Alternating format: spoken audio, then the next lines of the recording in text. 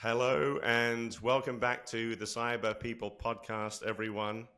My name is Will Weatherall, your host, and today is season 2, episode 9 of the Cyber People podcast. And if you add up all of the podcasts that we've had so far in this show, this will actually be number 15. So feels like a watershed. Here's to another 15 and then another 15 after that. We are delighted today to welcome Abed Hamdan. Am I pronouncing your surname correctly, Abed? That's right. Yeah, yeah. All right, fantastic. So, Abed, why don't you tell the listeners who you are and what you do? Yeah, absolutely. Thanks for having me, Will. So, my name is Abed. I'm a cybersecurity professional. I've been in the industry for a very long time. Most recently, my last role was at PwC as a senior manager in cybersecurity consulting. So, I focus on helping organizations with their cybersecurity problems, particularly the cyber strategy, compliance, audit, and yeah, everything in between. I also, in my spare time, I have a YouTube channel where I help individuals from all over the world basically break into cybersecurity and land their first cybersecurity job. How long have you been doing the YouTube channel, and what was it that prompted you to begin? Uh, Not long, I think, at the tail end of COVID, so probably since 2021. What prompted me to start it was like as part of my job, I used to get lots of questions of how to get into cyber, what's the best certificate, and I just found myself repeating the same thing over and over. So what I thought I'd do is I will create this one video that has all the answers and I'll just post it. And anytime I get the question, I'll just email people the link. And yeah, I did create the video and I sent it to a few friends. I don't think they even watched it, but yeah, left it on and came back and realized there's so many random people and strangers on the internet. They watched it and they were commenting on it. And yeah, that's how it started. How many videos have you done so far? Have you lost count? No, I haven't actually, because I labeled them. I think because like there's two types of videos. There's like the vertical short ones, and then there is the long form ones. So if I only count the long form ones, I think about maybe 70 or 75 thereabouts. A lot of videos. Brilliant, brilliant. We'll get you to share where people can see all of these again at the end. But just in Yeah, case someone who's listening has to jump off, would you mind letting the listeners know where they can find all of these wonderful videos and yeah, for sure. invaluable Like content? yeah, yeah. If you go to Google or any search engine, just type UnixGuy, and you'll see my face everywhere, and you'll see the video. So it's not hard to find. Okay, UnixGuy, was that your where your career started? Do you want to kind of tell us what your journey was from the beginning of your career to where you are now? Yeah, yeah, absolutely. I think it's a great segue. So, yeah, Unix guy is the nickname I used. I think when I was 15, a really long time ago, I used to go to chat rooms and I was trying to search how to learn hacking and how to basically steal passwords. So, in the past, when you used to go to IRC, have you used MIRC chat No, I rooms? haven't. I haven't. No, no. I It's obviously need to do that. yeah, no, you don't. No one should ever do that. I think they no longer exist, but they're Good. text-based chat rooms that I think they were in the 90s. And when we used to, well, when I used to ask these questions in the past, people weren't really friendly and they'll use swear words and stuff. But they kept, like, if they ever gave me an advice, it was that I needed to learn Unix and I needed to learn Linux because, that was the operating system for hacking and security. So yeah, I made it my life mission to sort of started reading the manuals and yeah, became a Unix person. Yeah, my first job out of uni, I worked in a company where I was doing support for Sun Microsystems, which is Sun Solaris, which is a Unix flavor. And within the same team, we are also doing security tasks. So I was like a Unix security type engineer role. And yeah, the rest was history. So became a sort of Unix kind of specialist. I don't like to use the word expert because there is so much to learn and so much to know. But yeah, my specialty was Unix and security, and that has evolved as the industry evolved. And yeah, here we are today. Now, isn't so Kali Linux is probably the sort of most commonly used, isn't it, in security from a sort of hacking perspective? Yeah, I mean, few years, I can't even remember, probably 10 years ago or more. I think the first version used to call BTS Linux. I can't remember, but basically, so Unix is a set of standards and it's a different operating system. Well, Linux came about, this, I think, offensive security as an organizations. What they did is they brought or compiled all the security tools that they knew about and they put them in one distribution. So it's ready to use, Kali Linux. It's not something I personally use, but yeah, it's commonly used for penetration testing. Yeah, really popular for those interested in ethical hacking and penetration testing for sure. So you used to try and steal people's passwords Yeah, I mean, when, yes, when I yeah, was 15, yeah, that was the main goal. yeah. And then when Facebook came in, also I was trying everything, but yeah, we don't do that anymore. Were you quite successful Uh, at obtaining them? I mean, yes, but not because I was good. I think it was a lot easier in the past. Like I remember the first Facebook password that I got. Like you just click, I forgot password, and then they'll ask you a secret question. So my friend, his secret question was the name of the city his mom born in. So I knew the name. I just put it and I was able to get the password. It wasn't Awesome. overly clever, but Yeah, yeah, things are a bit more sophisticated yeah. nowadays. Watch out, Abed's friends. You should change your passwords regularly if you're friends with this man, and your security questions. So, Possibly. so then your cyber career kind of naturally evolved out of your passion for Unix. Pretty much. I mean, passion for Unix, but also like curiosity around the hacking world. Around the same time, there was a couple of really like popular movies, the movie Hackers, but also I was reading about like at the time the most famous hacker in the world. His name was Kevin Mitnick, and there was like articles and movies around him. So that was a huge inspiration for me. So I thought, okay, if I keep learning Unix and if I keep, moving up with my security knowledge, potentially I can, do what these incredible people do. Mind you, at the time, like there wasn't that many dedicated security jobs. So my job was mainly like a systems engineer who also does security.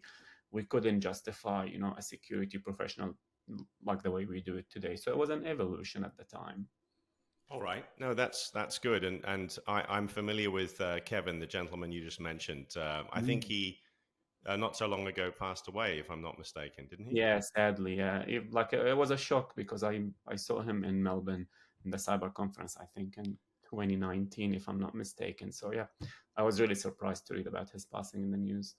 He was a real genius. If the listeners haven't checked him out, you definitely should, because not only was he incredibly creative on both sides of the law in this field, but he's also a very entertaining talker and presenter, and he will do things like hack into audience members' iPhones on stage, and it's almost like a magic show or an entertainment show. It's edutainment, which is the best form. Spot on, spot on. And I think he single-handedly was responsible for so many of us in the security field entering the security field because, like you said, he was a really incredible presenter, and like you said, yeah, it borderline entertainment. But that's what you need when you're young and you're looking for something to do. I think, yeah, that was a great, great innovator at the time. Absolutely. You know, Abed, your story is very interesting. You were speaking of an evolution and the sort of organic unfolding of your career. Would you maybe sort of unpack a little bit before we move on to what you're currently doing? Unpack a little bit the sort of steps from where you were back then to what you're doing now. Like, how did it all come about? What were the decisions or choices or influences or catalysts that made you move on or step up in your career? Yeah, absolutely. I mean, the first sort of security task that we used to do was like install Unix patches, just really like operating system updates, even configuring username and password, simple things like this. But then it evolved. Like I remember even firewalls. The firewall that we used to use, which is Checkpoint. Checkpoint now is a massive organization, but in the past, it used to be this software that we install on a Sun server, and that was the firewall. So it was like a 5 minutes job at the time. It wasn't this huge ordeal of firewalling and um, it wasn't what it is today. It was a really simple task. And then that continued to evolve. I think there are many things that we were doing, such as, like, let's say, identity and access management, which is a huge field, but it was also sort of part of the job. It wasn't a specialization at the time. That, I think, evolved with the industry itself. So as organizations got bigger and, we started to see dedicated security team. It used to be simply network security team, like basically firewalls, anti-malware solutions, something that systems engineer and network engineers do it. But then we were able to justify having dedicated security teams. I think that was the catalyst. It coincided with me traveling and moving locations. So I landed a job in one of the banks where I was part of their team, and we were supporting so many security platforms. I think that was an interesting change for me, because this was kind of where I did nothing but security. I still had to do some, Unix support and stuff just because of my knowledge, but really the job was security. And from there, every other role I landed was security. I worked in incident response and forensics for a while. And then, yeah, I landed in PwC which was my leap into the world of GRC. I landed as a consultant, so I was able to leverage my technical knowledge, but also I was able to do GRC, which for the listeners, it stands for governance, risk, and compliance.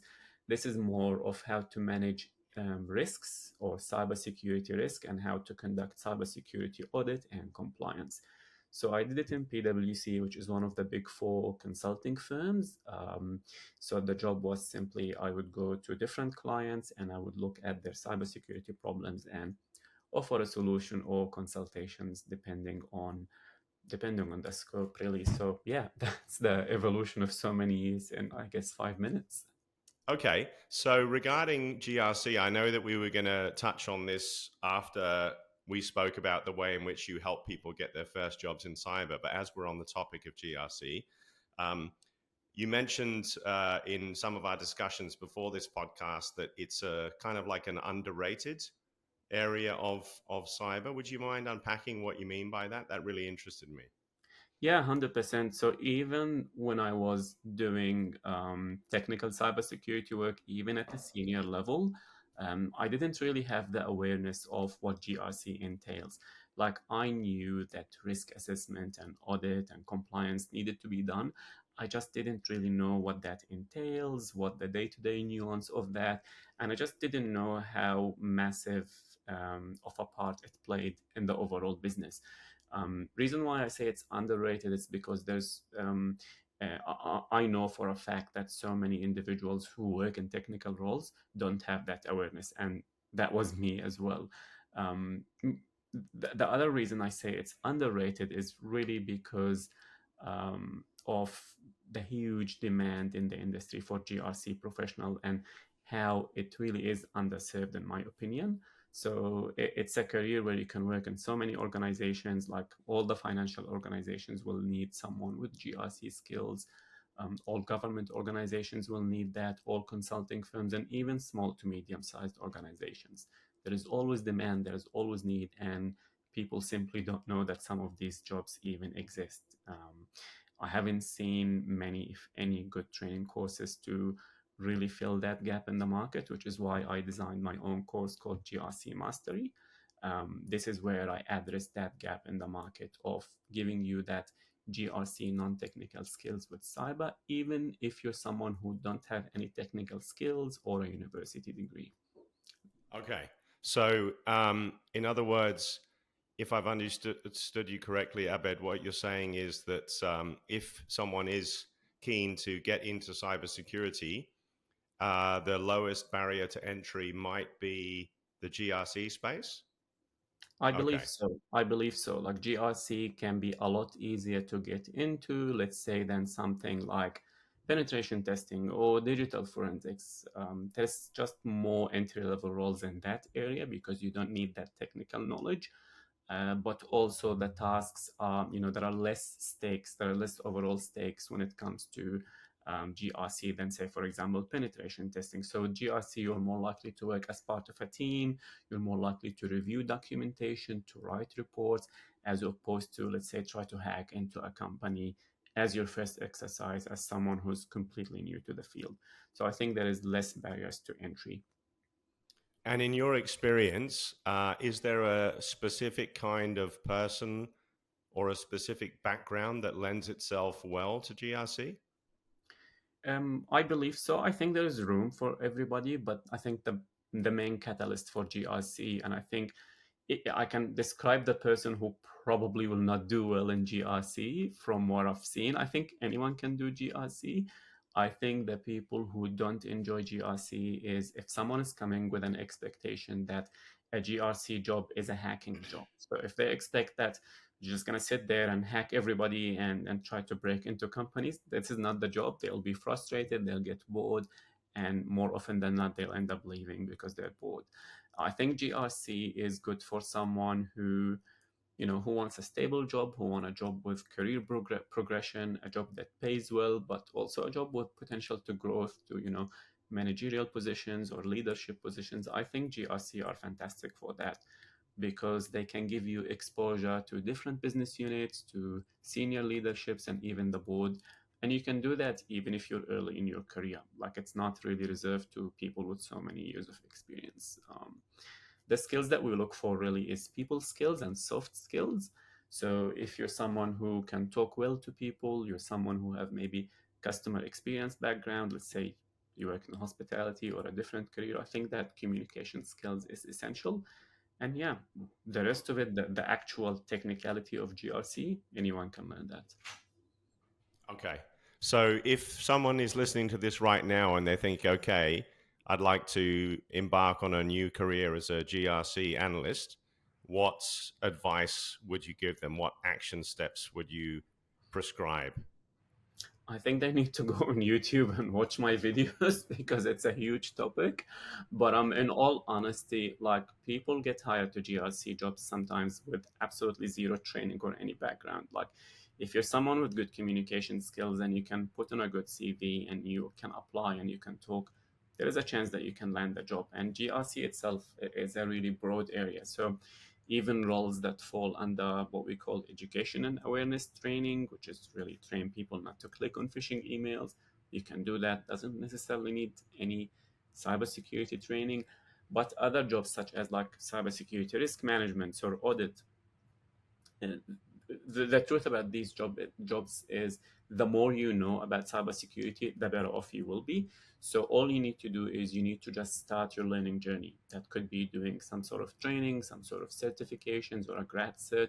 However you choose to learn, just start to build a baseline of knowledge of foundational cybersecurity concepts. With an eye off, you want to specialize in GRC. So seek out GRC specific courses. I've got one called GRC Mastery, but I'm sure if you do a search, you might find other options. Either way, you will need to give yourself a few months of learning and studying and actively applying to jobs.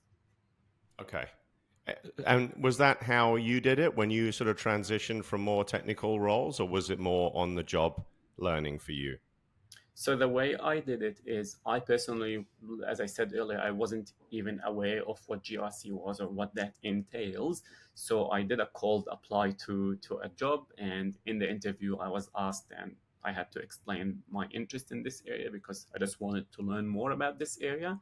And I still remember the person who interviewed me is like, "Your CV is really technical. Are you sure this is what you want to do? You're not gonna get bored?" I'm like, "No, I'm serious. I want to learn about this." In fact, I got a little bit bored from technical work, and I'm ready for a change. So I did it different because I already had cyber experience. But for someone who's moving from a completely different field, they just need to show interest and appetite for learning, and possibly if they can start doing some training and certifications, that can definitely help. How much of a commitment, like let's say for example you wanted to land your first job and you were like, okay, I'm going to watch all the videos on your YouTube channel, for example, I'm going to get a certification, one of the ones that you recommended. What do you think the time commitment would be for someone to um, upskill to a sufficient level to be able to get their first role in GRC? How long do you think that would take, assuming that they were going to, work like do it part time around their current professional obligations? Yeah, I mean, I think that's the tricky part, and I really like the way you phrased that question. Is you said they learn up to a sufficient level. I think the trick is there is no sufficient level. Like there is no finish line on. There is no point where you say, "All right, I finished all the knowledge. Now I'm ready. I'm gonna get all the jobs." I think it doesn't work that way. So, like I said, I've helped at this point about hundreds of individuals from really different parts of the world land their first cybersecurity job, and um, the timeline is really different. Like I know someone personally who all he did is he came from a digital marketing space, and all he did, he applied to a education awareness training job and he landed that job. He interviewed and they first told him no, and then I think they gave it to another candidate and that candidate rejected the job and then they gave it to him. So he had actually zero training, he didn't do anything, but he had good communication skills, he had digital marketing background. So it's like really close to what we need to. We need to someone who can read and write and send emails. So some people can do it with, zero commitment. Others, it depends. Like it depends. Most people, like you said, they will be doing this after work and in weekends, and it really depends on how fast someone learns, and it depends on how resourceful they are. Some people can do it in 3 months, 6 months, 2 years. It honestly depends, but that like the timeline estimation shouldn't really matter. Like the plan or the journey should be, I'm gonna spend this time learning and studying. I want to grow. Whether I get a job in 3 months, 6 months, 18, it doesn't matter. Because once you get the job, like, the learning doesn't end. You're supposed to, or if you want to improve your situation, you're meant to keep learning and keep studying, because this field is really broad and it's really deep. And once you land the job, the actual learning starts after you land the job. So yeah, there is no like, you do these set of courses, you spend 6 or 20 months and then you land the job. Doesn't really work that way. But yeah, I've seen it done with 0 months, and I've seen it done in 6 months, and I've seen it done in longer than that. A bit of luck never goes astray. Life is all about timing sometimes, isn't it? And putting yourself out there. My mum always says, if you don't blow your own trumpet, no one's going to blow it for you. Yeah, but I mean, like applying to a job, showing up to an interview, and doing the interview, is that really luck? Because, other people are just, stuck in the paralysis by analysis, and they go on forums and they go on Reddit, and 6 months pass and they haven't done anything. While someone else is, they applied to jobs, they studied. So, don't know. I mean, is it luck? Maybe, but, they've done something. They've done something. It's better than whinging and complaining that, market's bad and everything's bad and blah blah blah. Like, No one we likes a keep it. whinger. No one likes a whinger. No. No, I hear what you're saying. I think sometimes, we make our own luck. I think a wise person once said that luck is where preparation meets opportunity, or hard work meets opportunity. So, 100%. absolutely. So, Abed, maybe you could unpack a little bit more about what it is that you do. Like you mentioned that you've helped quite hundreds of people, right? Did you say Yeah. hundreds? Yeah. Hundreds of people. So How do you not do that?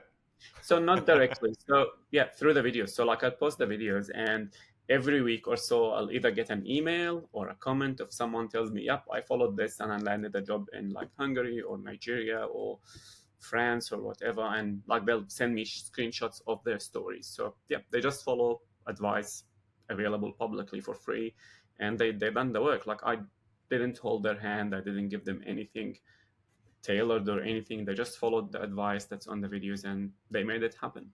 So yeah, it reached the point where I used to get like a new email or so, averaging once a week. Now, once every couple of days, I'll get something.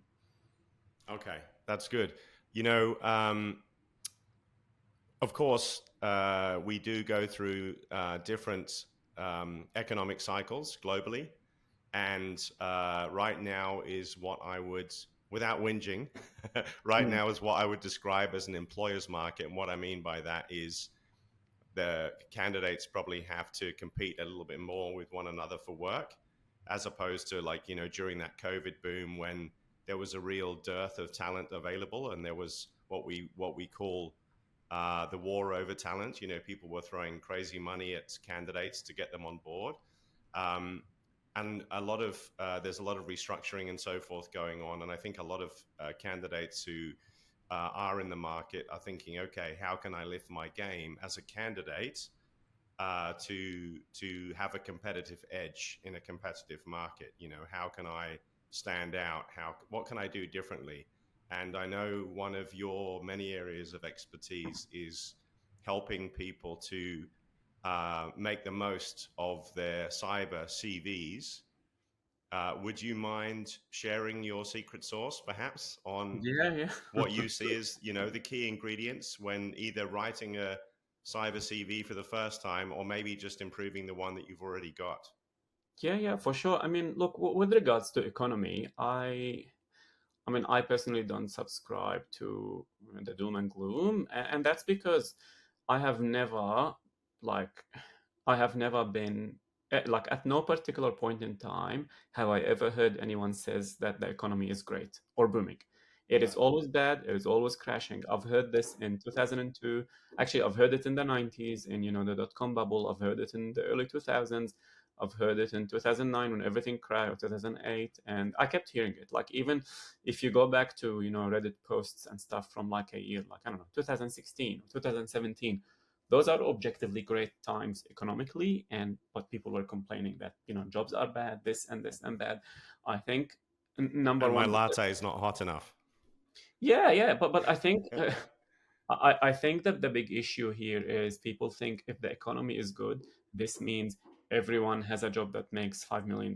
Otherwise, the economy is not good. Like, or if they think, if healthcare is great, no one should ever get sick, and if there's one person sick, then everything's bad. Like, and also, if someone loses their job and you tell them the economy is not that bad, they feel awful and they take it personal. But the truth is, things aren't as bad as we think they are, because it's just human nature that when we think things are bad things. But like I said, go back to older internet posts. People are posting that things are crashing every single day. However, having said that, I acknowledge that that post-COVID era, the big tech companies were throwing money around for no reason, and that backfired, so they had to let go of those people. Now, those are the massive companies. Those are not medium to small sized Australian organizations. This is like Google and Amazon, and I just don't know how much of an influence that have on us. Now, as far as making the CV stand out, and as far as making a candidate stand out, to be completely honest, and here I'm talking about the entry level candidate. I'm not talking about someone who's got so much experience. We can get to that. But as far as an entry level candidate, honestly, I think just doing something that's a little bit more than the bare minimum will make you stand out. So, of the CVs and resumes that I see, the vast majority will be someone who's done like something like CompTIA Security Plus, or like one entry level certificate, and they're running with it like this is the end of the world. So I think just do something a little bit more challenging than that. Do something practical, hands-on, that actually give you the skill, is so much better than try to tick boxes and just do multiple choice stuff. So focus on the really hard hands-on practical skills that will give you an edge, that will make you able to speak in an interview. You can actually, when you look at a job description, let's say the job is asking you to have experience with, I don't know, Splunk, and let's say whatever certain firewall or a certain tool. If you've done hands-on training that has this tool, you can put that on your CV. You will stand out from the other candidate who the only thing they have is like a multiple choice exam type thing. I think, in my opinion, this is how you can stand out. Of course, there is things like volunteering and showing up to events and industry events and making connections. That will also help you. But as far as like a CV, I don't think it's this one line or one trick that you will put there and you will be able to trick all the people to give you a job. No, you should actually know your stuff, like learn and gain those hard-earned skills, and you will have no problem finding a job. Okay, all right. And then in terms of like what would you say is the perfect structure? Do you start with a summary? What does the first page look like if you were Yeah, like so your CV for, yeah. to be honest, like, as in, I don't believe there is like the perfect source or the perfect structure. I mean, yes, a short paragraph of a summary, but even that summary, I mean, we can talk about this for probably another 3 hours, but to Yeah. keep it succinct, like, if we're going to use the first paragraph for summary, I wouldn't add things like a result-driven career, team player, blah, these random things that we know you copied from somewhere. No, be very specific to the job. Let's say you're targeting a security analyst in a blue team or security operations center. Also, just say cybersecurity professional or aspiring cybersecurity professionals with skill in, a SIEM using Splunk to detect and analyze cybersecurity incidents. One line really specific to what the job wants, it stands out. But if you have a full paragraph talking about how you're a team player and you communicate and you deliver on time, well, that doesn't tell me anything. It just tells me you've copy pasted that. And, recruiters are clever and hiring managers are clever. So that's what I usually put in the beginning. The second section, it depends if you're new to the field or if you're experienced. If you've got some experience, in my view, the first thing that the person should see is experience. This is what we look for. Don't care about degrees and cert, that can come later. Experience, but the date, the time, you've worked in this organization. And in the description, this is where you add the meaty stuff. So some people will have another section called skills. I don't do that. In fact, under experience, I'll say, detection of, I'm just making stuff up, detection of cybersecurity threats or creating detection use cases using Splunk, for example, or analyzing hard drives using Redline. Like, this is where you can add those quote unquote keywords. Just tell me what's the tool and what you've done with it, as opposed to just having bullet points of names of the tools. Like, I've seen CVs with like 5 bullet points: SQL, Linux, Python. I'm like, what have you done with these tools? For all I know, you just copy pasted those words. So like, be specific, say what you've used this tool, how it helped the business, and that can be your experience section. Under that, we've got education if you have it, or we've got certifications and training courses. If you're someone who's new, that should come first because you don't have experience. So you say, did this training course and have used these tools as part of that training course. And then you elaborate on that. This way, when someone looks at your CV, that's the first thing that they see. They can see potential. That's how I would personally structure it. I like to add a section called projects if someone has been doing personal projects that are relevant to the job. Something that's very, very, keyword is relevant. Like connecting a PlayStation to a VCR to a TV, that is not a project. You've obviously never met my father. That would be an insurmountable project for him. Yeah, but I mean, I bet they're fun. I love those things, but just, the purpose of a CV is not to write everything we've ever done. It's to be strategic, write things relevant to the job that you're interested in. That's like Absolutely. that's on a high level how I personally structure it. I'm sure there are, professionals who specialize in CVs. That's not me. But as far as cybersecurity, put the things that people need to see.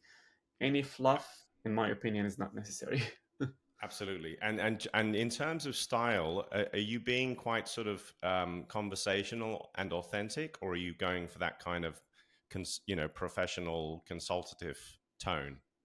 I always, to the point, authentic. What you see is what you get. Is my tone? It is professional tone, but like, there's no need to lie. There's no need to amplify. Adding things like achieving customer outcomes by it's just, people know you're making stuff up. Like, people really know you're making. You're not fooling anyone. No. It's not a computer that's reading your CV. It's a human being. It's flesh. So you can say, like, for example, as part of working in a security operations center, we were detecting and responding to cybersecurity threats. As part of 24/7 on-call roster, for example. You can do that instead of saying, I was a great team player who helped his teammates. That doesn't tell Nothing. me. No, That's absolutely nothing. And it fills the CV with nonsense. And then when people get frustrated, say, I've been applying to jobs, I've been rejected, well, because your CV is not good, for example, or you haven't actually done anything to stand out from other candidates. Do you have presumably on your site, you have examples and templates and things like that people can use?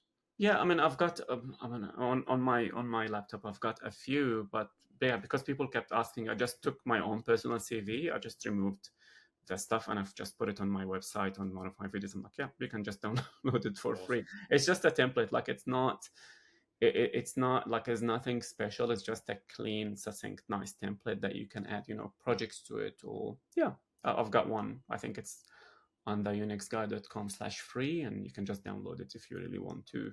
It's a free template, but like, I know now Microsoft Word, it has free templates that you can just use. Those are also good. Like, it doesn't need to be something super fancy. Okay, yeah. I like the KISS principle. Keep it simple, stupid, right? That's a great way to approach life, I think. Yeah, Um, 100%. Abed, where can people find you and access all of this wonderful stuff that you've been creating? 100%. I mean, you can find me on LinkedIn. Just type Abed Hamdan on LinkedIn. I'm sure you'll see it. Or if you're interested in YouTube, just type UnixGuy. And if you want to learn and do the GRC training that I have, it's grcmastery.com. You can access that. But I'm pretty easy to find on the internet nowadays. Wonderful. So what we'll do is we will include all of those links when we publish this podcast, For just in sure. case. People love a nice clickable link. Yeah. Well, Abed, listen, I think that's probably a wonderful place for us to stop. Is there anything final that you would like to add to what you've already said, the gold that you've already shared with us today? No, not at all. It's been an absolute pleasure, Will. Thanks to you and thanks to the Latitude IT team. It's been an absolute pleasure. The pleasure was all mine. Thanks so much, Abed. I know you're a busy chap. I really appreciate your time. For sure. Take care. Take care. Speak soon. Bye bye. Bye.